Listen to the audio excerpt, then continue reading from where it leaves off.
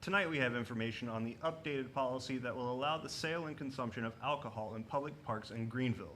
The fate of the 2013 Walmart shooter has been decided, and we have your future forecast. All of this and more on PNN 5 at 5. From the School of Communication Studio at East Carolina University, this is Pirate News Network. Thank you for tuning in to Pirate News Network. I'm Micah Molinas. And I'm ReAnn Malaga. The Greenville City Council has now approved a policy that will allow the sale and consumption of alcohol in certain public areas around the city. Robert Buchanan has more on the change. After months of research, the Greenville City Council has approved a policy allowing the sale and consumption of alcoholic beverages on certain public lands. Councilmember Marion Blackburn initially called for the change. City Council considered several changes to the current policy, which was really, there was no policy. The new policy was approved at the September 8th City Council meeting following a presentation from Recreation and Parks Director Gary Fenton, who admits safety was his biggest concern. We felt a policy has to be tight, it has to be restrictive, it has to have a lot of conditions associated with it, so it turns into something positive for the city and not something negative. Councilmember Blackburn echoed the concern for safety. What I heard was a fear that there would be drunken rowdiness.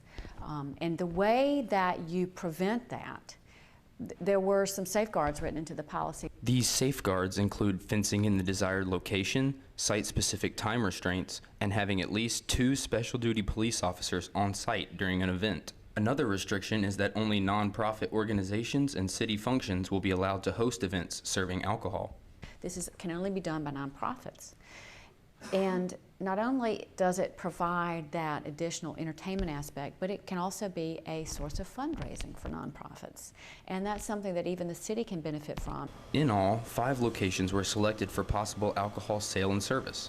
Bradford Creek Public Golf Course, which already held special permission for alcohol sales from the city manager, inside the Magnolia Arts Center during events, inside the Science and Nature Center at River Park North during events held after hours, inside the Epps Recreation Center solely for events sponsored by the Epps Alumni Association, and the Greenville Town Common. It's a big step, and so I think they basically said, let's see on these other areas, let's see how it goes before we make that big jump to an outdoor venue. Despite the setback, Councilmember Blackburn remains confident that the Town Common is the perfect location for alcohol sales. We really are looking at what I might call a renaissance of the Town Common. We are really looking for ways to show people what a great place this is and bring them to the Town Common and enjoy it in many different ways. Although the Town Common may be reconsidered in the future, for now, Council will test the safety of the policy at the other 4 locations. Alcohol, let's face it, alcohol has been associated with certain problems. We tried to create a policy to minimize the likelihood of those problems occurring. Robert Buchanan reporting for the Pirate News Network. Greenville Police Chief Hassan Aiden and Pitt County District Attorney Kimberly Robb held a press conference today to talk about the sentencing of a Greenville man convicted of shooting 4 people in June 2013. As you may remember, 23-year-old Lakeem Faust opened fire in the parking lots of the Keller Law Firm and Walmart located on Greenville Boulevard.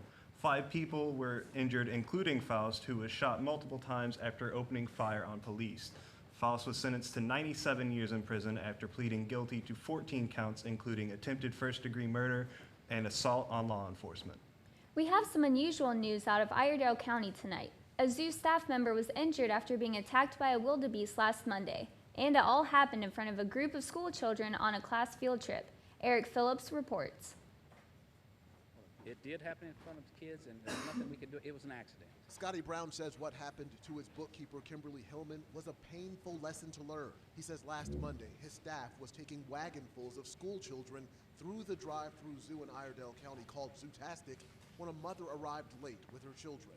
The wagons had just left. I radioed her and told her I saw the lady. She said, well, I'll just bring them down in my car. So she brought them down. When she got out of the car, she was walking the kids to the wagon. The wildebeest come up, and she told the kids to get on the wagon, and when she turned, she just shoot it. An action that a wildebeest like this one interpreted as aggressive. Hit her, threw her up in the air. She hit the ground, then picked her up again and threw her in the air. And I was getting off the tractor at the time, and I run and got between her and the wildebeest. And it happened because she got out of her car. And I guess, for that matter, it could have happened to the mother and child. Oh, yes, yes. Hillman spent about a week in the hospital recovering. She has a black eye from the attack, among other injuries. Brown says this is the first time anyone has ever gotten hurt here at Zootastic, and he plans on it being the last by making sure that he not necessarily implements new rules, but that he strictly follows the ones that are already in place. That means no one is inside of these grounds outside of a wagon or other vehicle. It was a total misdirection of what we normally do here, and it will never happen again. In Iredell County, Eric Phillips, Channel 9 Eyewitness News. For your 8-day forecast, it looks like we are going to have some pretty seasonable weather. Today through Thursday, we're going to have highs in the mid-70s with lows in the upper 40s and 50s. Starting Friday, it will begin to cool down with temperatures in the 50s and 60s. And don't forget to bring your jacket with you Saturday and Sunday morning to stay warm in that 30-degree weather. As for Monday and Tuesday, the temperature will be slightly warmer, yet still mild. That's all from the Pirate News Network 5 at 5. I'm ReAnn Malaga. And I'm Micah Molinas. Thanks for watching.